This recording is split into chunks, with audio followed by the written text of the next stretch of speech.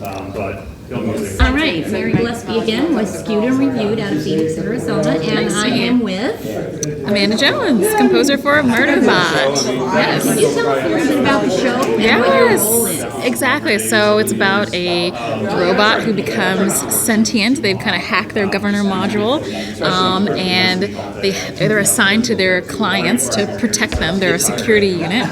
And all he wants to do, instead of protecting his clients, is watch thousands of hours of TV in his helmet, in their helmet. So that's all he wants to do. So it's a dark comedy, action, sci-fi thriller. It's a lot of fun, and I recommend everyone check it out. I'm definitely going to check that one out. So music can definitely make a good show. You know, if you have a bad score, it's like, oh, what is going on here? Yes. What do you use to inspire you to be able to match the show with the music? Yeah, so what was exciting is my collaborators on the project, Paul and Chris Weitz. I've worked with Paul before. It's my first time working with his brother Chris, but our musical tastes and our ideas were very compatible. So some of the ideas that we kind of cycled through, like, oh, should this be kind of like, should it be a juxtaposition to like the world that we're in? Should it be its own sort of sound? Should we try to not like guess what this whole universe sounds like, what the future sounds like?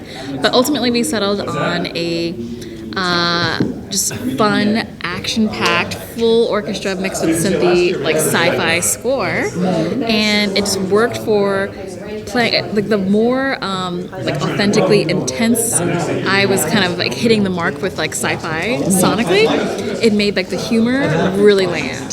So as opposed to like the music being as humorous as the performances of the actors, I just went ahead and just stayed in the sci-fi lane, and then it just made the show take itself so seriously that it just made it even more humorous with the performances of the actors. So yeah. Oh, nice. That's nice. So is this show an original thought, or is it based on a book, or what is it? So it's based on the book Murderbot Diaries, Martha Wells.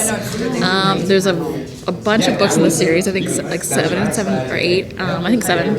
And this first series is based on book 1. So so there's a lot of material to pull from. We have a season 2 pickup, which is very exciting. That is exciting. There's more adventure to explore. So it's based on I did. And do you hear the music in your I do. Yes, I really, really do. And I think it's important to read the source material. There was such like a fanatic fan base of the books as we're creating the show, so they really honored that in creating the show. So I just wanted to be part of that universe and just seeing how it was like expanded, in its own sort of way with the series. So I thought it was very important to read the source material, and a lot of my ideas were informed from reading the book, and then the script. It was just fantastic. It was just so close. Yeah. That's exciting that there's a second season. Yes, very excited. Definitely. And what does it stream on?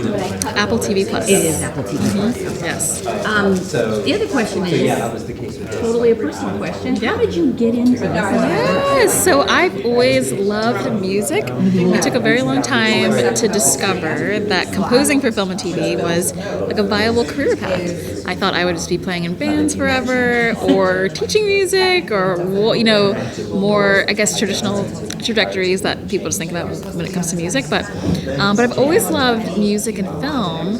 And it's something I've just adored about a movie or a TV series. I was always really drawn to the music, and so it just makes so much sense, like where I am in life right now, that this would be my chosen career path.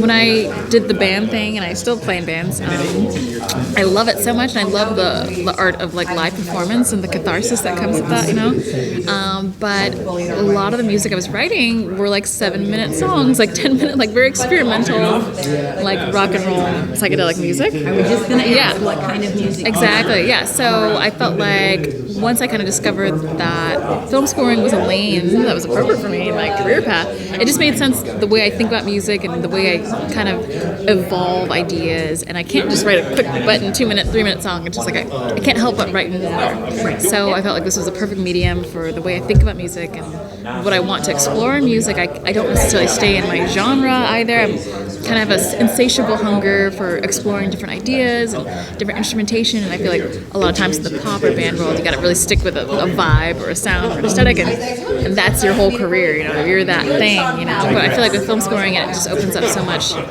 to just exploration. How long have you been in film scoring? So I got my first television series in 2019. 2018, 2019. Yep. And what was it? It was a show called 20s from Lena Waithe.